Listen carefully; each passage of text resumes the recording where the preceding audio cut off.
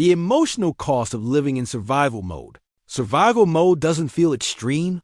It doesn't arrive with panic or chaos. It feels practical, necessary, responsible. Just getting through the day, managing what's urgent, ignoring what can wait. For many people, survival mode feels like adulthood.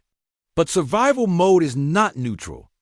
It has a cost, not immediately, not visibly, but emotionally, psychologically, and cognitively. The cost accumulates quietly. Today, we're exploring the emotional cost of living in survival mode and why staying there too long reshapes how people think, feel, and relate to their future. Survival mode is a biological state, not a mindset. Survival mode is not an attitude. It is a nervous system state.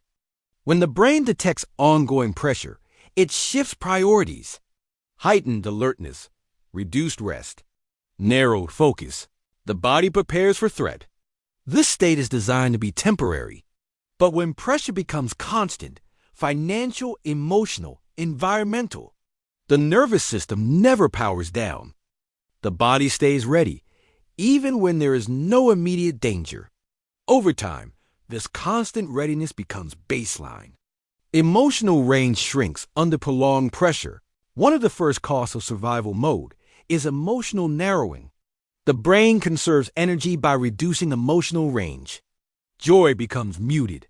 Curiosity fades. Pleasure feels distant. People don't feel intensely bad, but they also don't feel deeply good. Life becomes functional instead of meaningful. This emotional flattening is often mistaken for maturity. In reality, it's depletion. Survival mode collapses future thinking. Survival mode is focused on now. Pay this. Handle that. Fix what's urgent. The future feels irrelevant. Long-term thinking requires safety.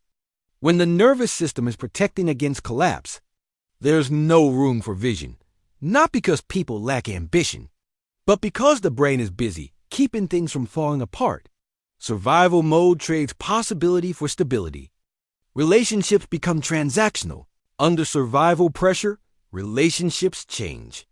People communicate efficiently, not emotionally. They exchange information. They coordinate logistics. They solve problems. But vulnerability requires safety.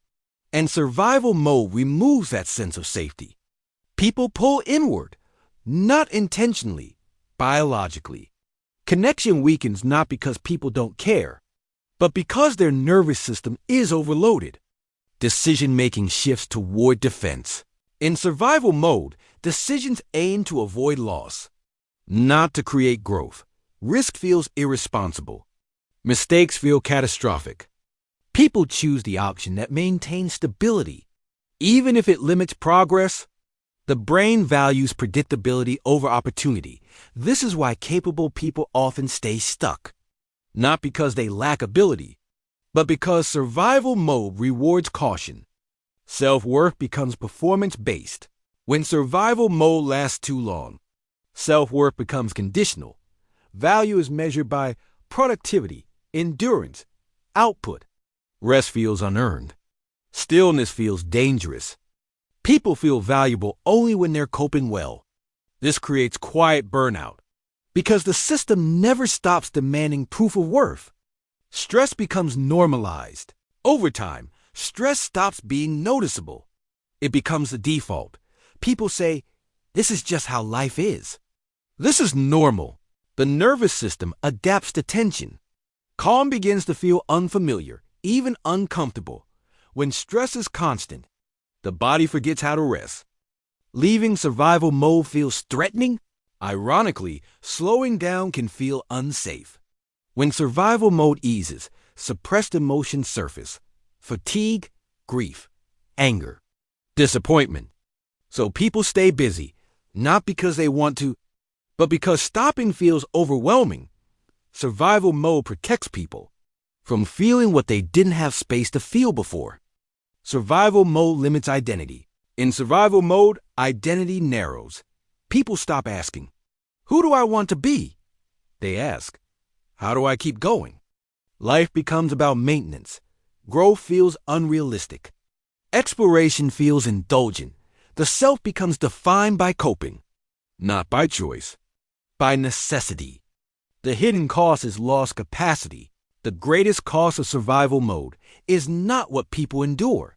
It's what goes offline: creativity, perspective, flexibility, connection, vision. These capacities don't disappear, they deactivate.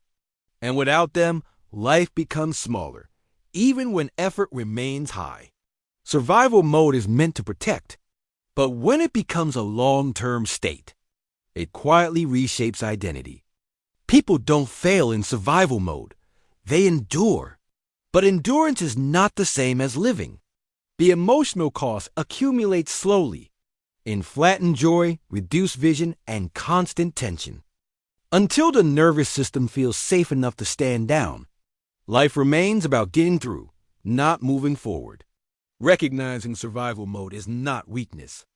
It is awareness, and awareness is the first step toward understanding why so many capable people feel tired, distant, and stuck, even when they keep going. That's the real deep dive.